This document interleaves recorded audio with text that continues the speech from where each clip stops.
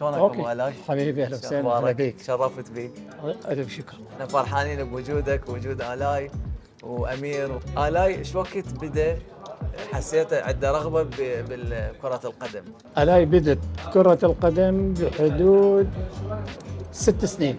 زين. لان كان اخوه قبله كان يلعب أوه. كرة القدم وكان باستمرار اوديه واجيبه، حتى ما كان صغير، حتى ما كان عمره 3 سنين 4 سنين باستمرار اوديهم، لان ما عندي احد لازم اخذ جهاز. بعدين هو تعرف من يشوف اخوه يلعب وياها بس من صار عنده 6 سنين سجناه بيكو هيكن. اوكي. وين بيكو هيكن استمر بعد من 6 سنين وخلاص وطلع لي فوق. يعني البدايه كانت اي بدايه ال6 سنين. بس حسيت انه قبل ال6 انه هو يحب وهو يحب لو على مود اخوه. لا هو شاف اخوه خلاص. زين اخوه وين يلعب شيلو؟ لا والله هو وصل الى مرحله اخوه، يعني وصل الى كان عمره 16 سنه اخذوا بطوله بتبوري. نعم. اخذ بطوله كامله وكايس اخذوه، ولكن وراها بطل.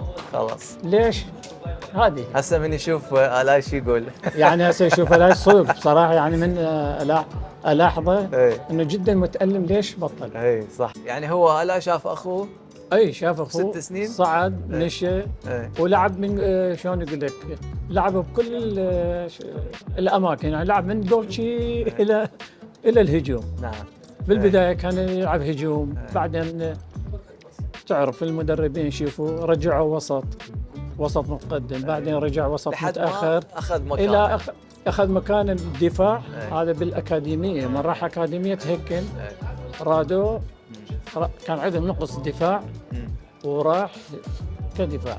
أنا سؤالي الأهم، شو تقول للأهالي اللي أولادهم يلعبون، يعني المغتربين اللي يلعبون بأندية أوروبية أمريكية، شنو توصل لهم رسالة باعتبار ابنك هو يعني لعب للمنتخب؟ أكو تخوف لأن ناس يقول لك أنا ما أدز، ممكن يتخوف إنه يدز ابنه يلعب للمنتخب لأسباب معينة.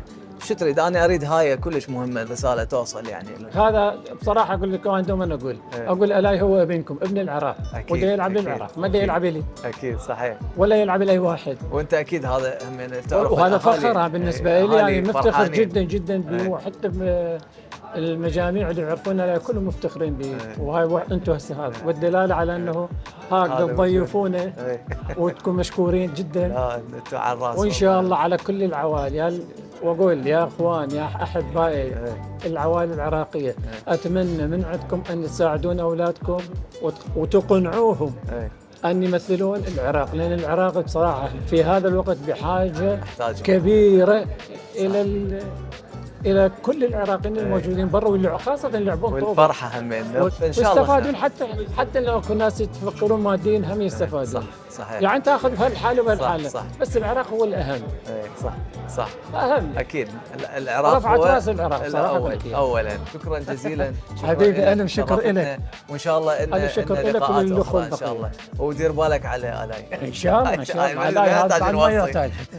شكرا جزيلا.